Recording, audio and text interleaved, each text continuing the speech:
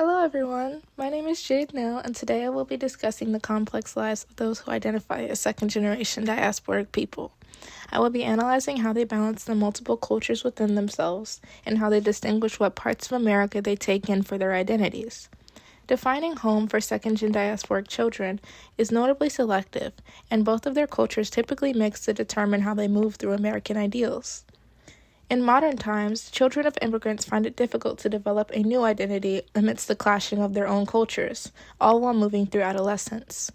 However, I believe that it should be argued that the generation impacted after the immigration has taken place are affected linguistically, perspective-wise, and in a sense of visibility. For my interview today, I will be interviewing my roommate Leah. She can attest to all the cultural boundaries that one faces while managing the fine line of preserving both walks of life within her.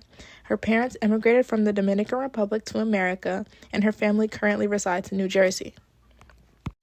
To begin with how her parents' immigration adjusted her perspective on culture, I asked Leah about how her not immigrating and instead being born in America has affected her.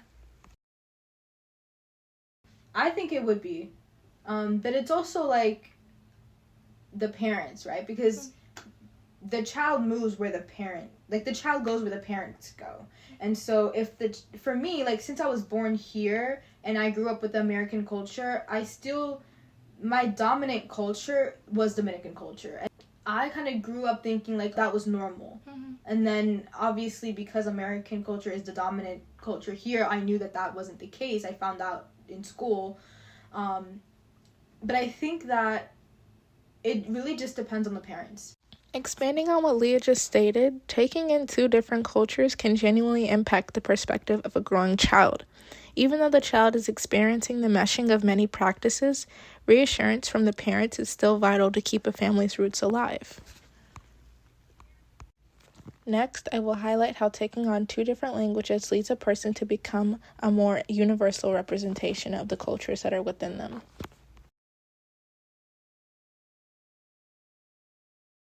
Like, when I call my mom or when I think of my mom, I mainly talk to her in Spanish. Mm-hmm. My father, I talk to him in English because it's actually really interesting that he did not want me to speak Spanish. He didn't want me to, like, learn it, but my mom was the one that really honed down on it and was like, no, she needs to learn Spanish. And in a lot of ways, I'm thankful for that. If you think of culture as, like, a whole community of a village, right? Mm-hmm. The language is literally the barrier. And so if I had not learned Spanish, I would have been completely closed off from, like, my entire family, because my grandmother doesn't speak English. Mm-hmm. Like, no one in my family, because, again, my parents moved from DR to America, so I would have been completely cut off. Yeah. And that's something that, like, I'm really thankful that my mother spoke up and made you. Right, exactly. That was her boundary. She was like, one thing about my kids is that they're going to speak Spanish, and they're going to understand that. It is extremely clear that a barrier between family members can emerge so easily through the loss of language. For some immigrating families, language is what holds them together and makes the group stronger. Through what Leah illustrated, her speaking Spanish is the foundation for connecting with her extended loved ones, and without that, she would simply be excluded from those relationships. This inability prohibits second-gen children from truly being a part of their original culture. Additionally, we also delved into how language empowers second-gen visibility and allows them to be seen when they're excluded or overshadowed in close cultural occurrences. The thing about Hispanic culture, not just Dominican culture, but Hispanic culture as a whole, is that if you don't speak Spanish well enough, they will call you a yo no sabo kid. Basically saying, like, because in Spanish, it's yo no sé, I don't know. But because you don't know Spanish, you say yo no, like, no sabo.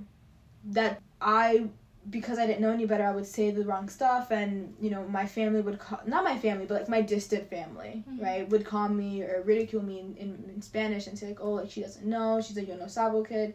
But as I grew up and matured, I was like, you know what? It's better to make the mistakes and learn that language than just learn that one language and be perfect in one language. There are many elements that come along in participating in multiple cultures, and while it is something that can be overwhelming for budding adolescents, it's not something that should be ignored. When it comes to who is responsible for the progression of a culture, we pondered on the efforts of parenthood and how establishing importance over one's home country can give it more power. My mom heavily influenced me. Yeah, like my dad. And that's like where I get my belief of that women are the ones that are primarily responsible for passing down culture. Mm-hmm. Because my dad was perfectly content with just me speaking English. And honestly, now that I, like, even thinking about it now, I'm like I get mad because it's like, that's your culture. You need to preserve that. Especially in an environment where that's not your predominant that's not the predominant culture. You need to be who you need to be yourself, and more importantly, be a part of your community. Mm-hmm. And he knows who he is, right? He's an adult moving into this predominant culture, like this American culture. He knows the difference. But as a kid, as someone who's growing up in the predominant culture, I'm thinking, okay, now this is my culture, which it is. I'm American, and I participate in American culture, but I also participate in Dominican culture, and that's something that, like, it would fundamentally change who I was if I didn't speak Spanish. Mm-hmm. And so my mother's, like, the main motivator, the main reason why I speak Spanish today. She's the one that taught me everything that I know about Dominican culture. The story Leah shared is something extremely special and personal to her. While she is now able to articulate herself in both English and Spanish, it is clear that this feat was fought for amongst her family members. She bravely shows how she gained new perspectives, benefited linguistically, and also developed a new form of visibility through her home's culture. While her struggle touches most, it is extremely important to remember that each and every second-gen child jumps over the same hurdles in different ways. From what I've garnered from Leah, language makes up the building blocks of what people call culture, and I'm glad she is actively working to preserve every part of herself. Thank you for watching. I thank you, but most importantly, I thank Leah for having the courage to tell her family's story.